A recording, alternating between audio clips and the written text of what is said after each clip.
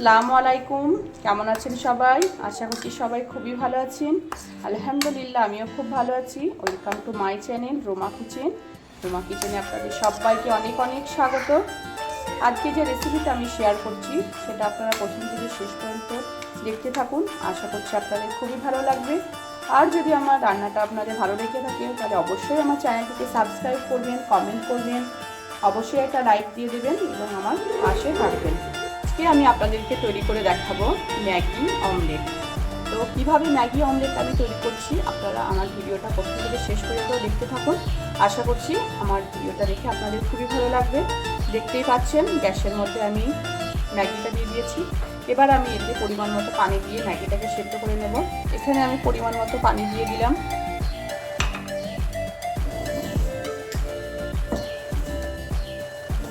ম্যাগিটাকে আমি সেদ্ধ করে নেব।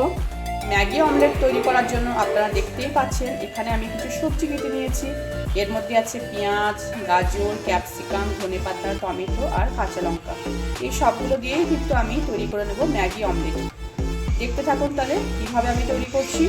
পাচ্ছেন বন্ধুরা, ম্যাগিটা কিন্তু আমার সেদ্ধ হয়ে গেছে। এবার কিন্তু আমি গ্যাসটা বন্ধ করে ছাঁকটা দিয়ে ছেঁকে নেব ম্যাগিটাকে। সবজিগুলোর মধ্যেই কিন্তু আমি এবার সেদ্ধ করা ম্যাগিটাকে আমি দিয়ে দেব। এবার এই ম্যাগির মধ্যে আমি একটা ডিম ফাটিয়ে দিয়ে দেবো।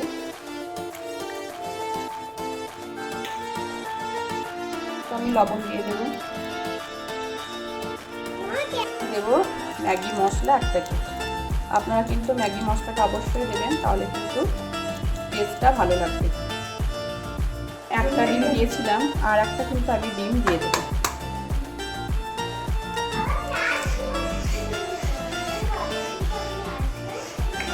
এবার আমি একসঙ্গে মাখিয়ে নেব।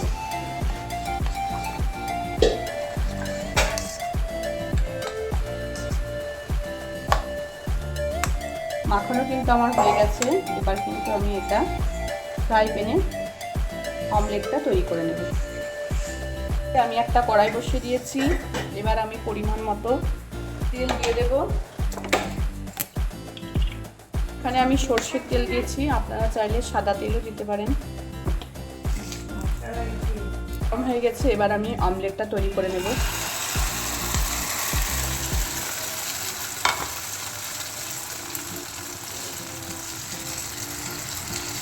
এটা কিন্তু একদমই লো ফ্লেমে তৈরি করতে হবে। গ্যাসের আঁচ একবারেই কম করে দিতে হবে। আপনারা কিন্তু বাচ্চাদের টিফিনেও এই রেসিপিটা করে দিতে পারেন, খুবই পছন্দ করবে বাচ্চারা। এবার কিন্তু 5 মিনিট আমি ঢাকা দিয়ে রেখে দেবো। দেখতেই পাচ্ছেন অমলেটটা ঠিক এরকম লাগছে দেখতে। এবার কিন্তু আমি উল্টে দেবো অমলেটটাকে। খুবই সাবধানে কিন্তু উল্টাতে হবে, নাহলে কিন্তু ভেঙে যেতে পারে।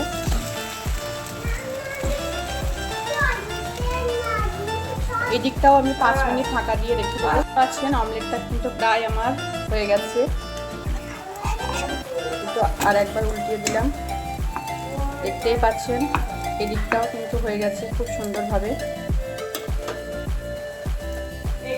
আরও 2 মিনিটে রেখে দেবো, তারপরে আমি আসছি। অমলেটটা কিন্তু আমার হয়ে গেছে। আমি কিন্তু একটা প্লেটে তুলে নেব অমলেটটাকে।